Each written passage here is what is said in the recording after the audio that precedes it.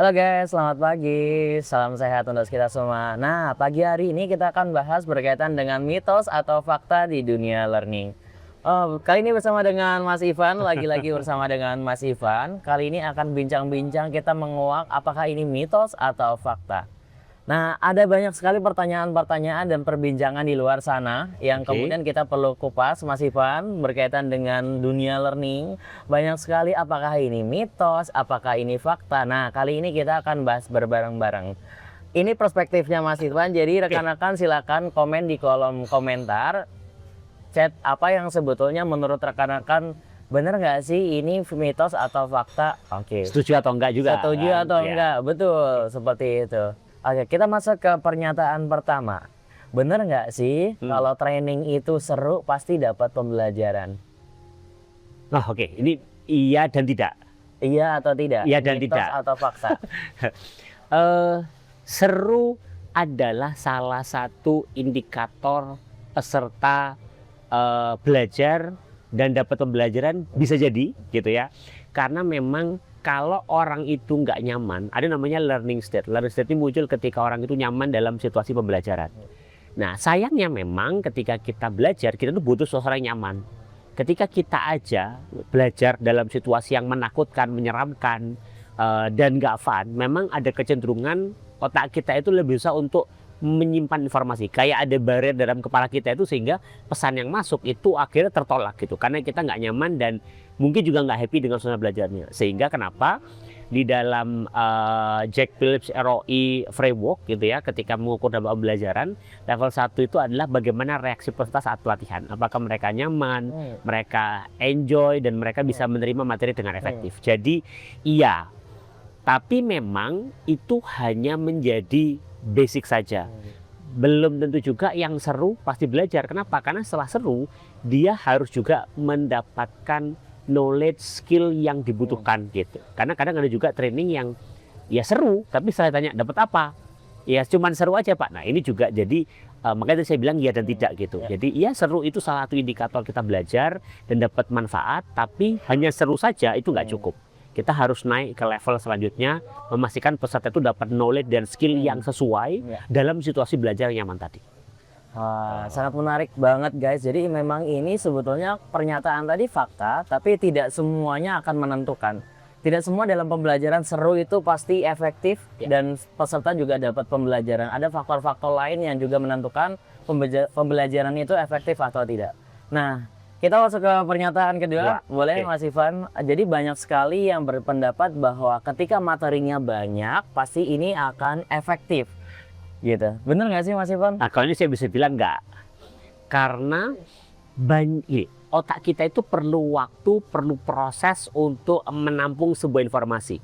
Yang ini tidak bisa dengan load informasi yang terlalu banyak gitu. Makanya ada istilah ketika kita di kelas dan pelatihan, kita perlu memastikan peserta itu tidak overwhelmed. Terlalu banyak informasi, terlalu banyak knowledge itu juga nggak bagus gitu. Karena akhirnya otak ini jadi nggak bisa mendapatkan keseluruhan dan esensi dari materinya, tapi ketumpuk tuh informasinya. Baru dapat informasi A, tiba-tiba sudah ada lagi informasi B, ada informasi C, ada informasi D, yang akhirnya membuat informasi A-nya jadi bias dan hilang gitu. Nah itulah kenapa memang ketika kita ngomongin mendesain program pembelajaran, terus memberikan training, kita perlu memastikan informasi itu di-deliver. Analogi yang sering aku pakai ini, peserta pelatihan itu kan baru tentang untuk memahami sebuah ilmu. Menganalogikan seperti bayi. Bayi yang baru aja mau belajar makan, kan nggak mungkin dikasih nasi 1 sendok terus menerus. Ya, betul. Pasti jadinya apa istilah Jawanya keselak ya, tersedak ya. Tersedak. Nah analogi sama juga dalam peserta pelatihan. Kita perlu memastikan mereka nggak tersedak dengan informasi. Maka peran kita sebagai learning designer di sini menjadi krusial. Karena seringkali kita bukan hanya membacain materi, tapi kita perlu menyusun materi apa yang bisa kita delivery secara bertahap. Sehingga dia belajar dari step A, habis itu ke step B, step C gitu. Nah, sayangnya ketika kita coba untuk menyusun materi, kita perlu memahami bahwa setiap materi yang kita berikan itu juga butuh waktu, butuh aktivitas untuk membantu mereka itu benar-benar paham. Bukan cuman tahu. Karena kalau cuman tahu, ya udah aku kasih tahu, aku kasih baca dan sebagainya, tahu. Tapi apakah mereka paham? Enggak. Nah, paham itu hanya bisa dilakukan kalau peserta itu yang pertama punya waktu cukup untuk mencerna materinya, Ya. dan dia mendapatkan ruang yang cukup untuk untuk men-challenge keilmuan itu. Dan yang terakhir tentunya adalah kalau dia punya ruang untuk mempraktekkan. Karena kata orang, ilmu yang paling bagus itu bukan ilmu yang hanya diterima saja, didengarkan dan dilihat, tapi yang dipraktekkan. Makanya kalau di dalam program pelatihan di kelas ada istilahnya kita memberikan pengetahuannya, kita membangun awareness-nya kenapa itu penting, dan kita juga menyediakan tools, kita ngasih tahu tools apa yang bisa diberikan untuk peserta ini nanti setelah selesai program, setelah sesi, dia itu nggak hanya tahu, tapi bisa mempraktekkan. Nah, kompleks kan? Nah, makanya kenapa nggak bisa kalau kita hanya memberikan terlalu banyak informasi. Karena selain informasi diberikan, kita juga harus ada creating awareness. Karena yang membuat orang itu akhirnya mempraktekkan materi yang kita berikan adalah bukan karena dia tahu aja, tapi karena dia sadar saya butuh itu dan itu berguna untuk peran saya saat ini dan juga ke depannya. Oke, Gitu. jadi pernyataan tadi itu sebetulnya mitos ya Mas Ivan. Jadi kalau banyak materi belum tentu efektif ya jawabannya. Dari pengalaman saya Dari pengalaman belum Mas tentu. Ivan. Karena tadi disampaikan, saya setuju sekali bahwa kita itu juga punya kapasiti otak ya, yang ditentukan oleh juga kondisinya. Jadi jangan sampai peserta yang tadi diibarat kata atau logikanya adalah bayi yang lagi belajar sesuatu, mau pelajari hal yang pertama kali, ini juga perlu banyak metode-metode yang supaya akhirnya nyampe gitu ya, yang tidak semua akhirnya bisa diserap, tidak semuanya dalam satu waktu itu bisa dimakan. Seperti bayi tadi ya perlu untuk bertahap gitu ya Mas Ivan. Makanya di industri saat ini sebetulnya bukan hanya peran trainer yang penting, tapi peran namanya learning designer. Karena learning designer ini tugas dia itu adalah mencacah materi, dia melihat dengan audiens yang seperti ini, topik apa yang dibutuhkan, desain pelatihannya seperti apa, program apa yang dibutuhkan, sehingga interaksi yang dilakukan di kelas dalam program pelatihan itu bisa berjalan dengan optimal. Makanya memang ada pergeseran bahwa kalau dulu kita sering berpikir adalah dalam training itu trainer itu kuncinya, sebetulnya enggak. Selain trainer ada peran namanya learning designer yang biasanya juga diperankan oleh trainer gitu ya, yang bukan hanya mempersiapkan materinya tapi mempersiapkan informasi yang diberikan sehingga mudah untuk dipahami, mudah diterima dan bisa dipraktekkan. Nah, itu peran learning designer di sana. Ya. Menarik sekali ya. Sebelum akhirnya kita ke pernyataan ketiga, saya jadi ada pertanyaan gitu ya. Jadi tambahan pertanyaan. Iya betul ya. Malah jadi ada pertanyaan gitu ya. Menarik sekali karena pembahasan kali ini memang jadi hal yang di luar sana itu masih jadi perbincangan hangat gitu ya, yang kemudian kita perlu kupas lebih dalam. Nah, pertanyaan dari saya adalah kadang kita merasa bahwa apa yang menjadi tuntutan dari klien, apalagi kita sebagai learning consultant, permintaan dari klien itu sendiri banyak sekali yang kemudian kadang menurut kita sebagai learning designer itu tidak semuanya akhirnya bisa diakomodir.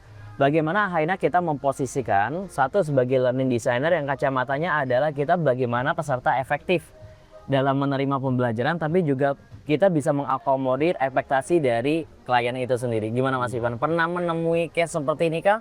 Yang kemudian kita bisa bagi dan pelajari bersama-sama sehingga pendalaman atau case kali ini bisa terjawab nih di rekan-rekan semua yang hadir. Spesifiknya apa? Berarti yang diharapkan apa? Dari yang Alan tanyakan apa spesifiknya? Nah, spesifiknya adalah kita itu, karena aku penasaran jadi. Case-nya apakah memang kadang kita kalau membuat silabus gitu ya, yang kemudian biasanya ada tuntutan dari TNA, banyak sekali materi yang perlu diselipkan, kemudian kompetensi yang harus disisipkan gitu, yang dalam satu hari bisa jadi ada 8 kompetensi, kemudian materi ini cukup banyak gelondongan gitu bahasanya ya. Apakah itu sering terjadi di Mas Ivan yang kemudian bagaimana sih tipsnya gitu yang kita nggak mungkin juga sebagai learning designer dan konsultan berusaha untuk memuaskan apa yang menjadi ekspektasi klien, tapi juga dari sisi peserta juga belum bisa menangkap sepenuhnya gitu. Gimana Mas Ivan? Ini menarik ya? Ya menarik. Kenapa aku tadi ulang tanya? Karena emang aku mau memastikan sudut pandangnya itu apa, dan tadi Anda menyampaikan pertanyaan adalah ya kan kita tidak bisa memuaskan semua. Yang itu aku setuju gitu bahwa peran kita sebagai trainer, learning designer yang seringkali dihujani dengan banyak request program, kita kan bukan pemuas kebutuhan dari klien saja, tapi kita punya tanggung jawab moral untuk memastikan setiap aktivitas, setiap topik yang di delivery itu benar-benar bisa diterima dan dipraktekkan. Nah, sehingga ketika tadi kita diberondong dengan, oh saya maunya trainingnya seperti ini, saya maunya seperti ini. Pokok dalam satu hari ada 8 topik misalkan. Nah, disinilah kita perlu menyadari bahwa peran kita itu bukan hanya mengedukasi peserta pelatihan. Itu juga yang setiap hari aku lakukan. Karena antara klien dengan trainer atau pemilik program dengan trainer gitu, itu seperti mitra. Kita berpartner gitu. Nggak ada yang lebih tinggi daripada enggak. Kita berpitna. Klien itu membutuhkan jasa pengembangan untuk timnya. Kita membutuhkan peserta untuk ruang kita berbagi dan membantu peserta untuk berpraktek gitu. Nah, itulah kenapa di proses yang equal ini tentunya namanya kita teman, misalnya kita teman, kita setara gitu, tugas kita kan saling mengingatkan gitu. Jadi ketika ada sesuatu yang mungkin nggak pas, yang memang perlu di-adjust ya kita ingat gitu. Apalagi kaitnya dengan program. Gitu. Kalau kita tahu tadi gitu, ini nyambung dengan yang tadi bahwa kalau overload materi kan juga nggak bisa diterapkan dengan maksimal. Maka peran kita mengedukasi. Bagaimana kalau nggak bisa, kalau dengan kurikulum seperti itu, dengan durasi yang dimiliki, itu nggak possible. Bukan nggak possible delivery. Karena kalau mau delivery mengajarkan, kita mah bisa aja tinggal ngomong aja gitu. Permasalahannya adalah apakah materi kita itu benar-benar bisa diterima dengan efektif oleh peserta. Karena ujung-ujungnya kita tuh hadir bukan sekedar, oh aku tampil untuk sharing ke peserta. Tapi kita hadir untuk memastikan peserta itu mendapatkan manfaat seluas-luasnya. Maka perspektif kita adalah melihat, learn design center itu perlu melihat peserta apakah bisa menampung informasi ini dan apakah nanti informasi yang didapatkan benar-benar bisa dia praktekkan dalam keseharian. Karena itu kan tujuan kita itu, kita melatih peserta untuk benar-benar bisa mempraktekkan apa yang kita ajarkan. Nah sayangnya nggak bisa kalau semuanya mau kita tampilkan itu nggak bisa. Menarik sekali, ini akan banyak sekali pembicaraan yang makin panjang sebetulnya Mas Ivan, karena di case kali ini adalah seringkali yang menjadi concern lah, bahasa kita concern bagi kita sebagai seorang learning designer atau learning consultant. Nah, topik ini akan jadi topik menarik, kita akan bahas lebih dalam di next episode. Guys, kita masuk ke pernyataan terakhir. Ini pernyataan yang seringkali dibahas juga di luar. Ada yang menyatakan bahwa ketika peserta diam berarti tidak belajar. Ini mitos atau fakta? Oke. Saya pribadi, mungkin bisa rekan-rekan bisa berbeda pandangan, mungkin rekan-rekan punya perspektif yang lain, tapi saya pribadi, jadi kalau kita berbicara level dari kompetensi dan juga performa dari peserta pelatihan, ada 4 level. Yang pertama adalah awareness, yang kedua adalah knowledge, setelah itu skill, baru mastery. Ya, yang ini itu sifatnya kayak tangga. Orang itu nggak akan bisa dapat knowledge kalau dia nggak aware. Setelah dia aware dan dia dapat knowledge-nya, baru dia bisa mempraktekkan skill-nya dengan knowledge tersebut. Setelah dia bisa mempraktekkan skill-nya, barulah dia jadi master di bidangnya. Nah, itu level kompetensinya. Nah, sayangnya tanda-tanda bahwa awareness itu muncul adalah dengan bertanya. Karena makanya seringkali ketika saya pribadi di dalam program pelatihan, saya men-deliver materi, terus peserta ada pertanyaan, nggak ada pertanyaan, sebetulnya saya justru worry ya. Karena jadi peserta malah nggak belajar, masuk kuping kanan, keluar kuping kiri gitu. Padahal tanda dia aware adalah dia memasukkan informasi baru dalam otaknya, terus dia merasa ada gap dengan praktek real di kehidupan nyatanya, dan dia bertanya. Nah, interaksi antara pertanyaan peserta dengan yang kaitannya dengan situasi lapangan, dengan konsep yang ada, itulah yang membuat keilmuan itu jadi makin kaya. Makanya tabrakan antara, Pak, saya kayaknya dari konsep itu saya prakteknya gini. Tabrakan antar dual itu menurut saya bagus dan itu membuat materinya jadi kaya. Yang itu nggak bisa kita dapatkan kalau peserta hanya diam. Dan banyak saya ngeliat situasi bahwa peserta ada pertanyaan, nggak ada, aman. Tapi setelah ditanya, setelah selesai lupa dia apa yang dapatkan. Jadi makanya memang makin aktif peserta untuk bertanya, eksplorasi dan diskusi sebetulnya tanda bahwa peserta makin banyak belajar. Tapi kalau makin dia diam, ya bisa jadi dia ngeliat kita, fokus ke kita, tapi pikirannya berkelana ke tempat lain. Nah gitu sepertinya. Oke, menarik sekali ya. Jadi pernyataan terakhir, jadi menurut Mas Ivan kesimpulannya adalah ini adalah fakta ya, ketika peserta diam itu berarti tidak belajar. Karena partisipasi aktif itu jadi menentukan apakah peserta itu mendapatkan pembelajaran atau tidak. Wah, menarik sekali. Guys, kita akan berjumpa di episode selanjutnya. Tunggu episode selanjutnya dengan materi-materi, topik-topik yang lebih menarik. Bye-bye!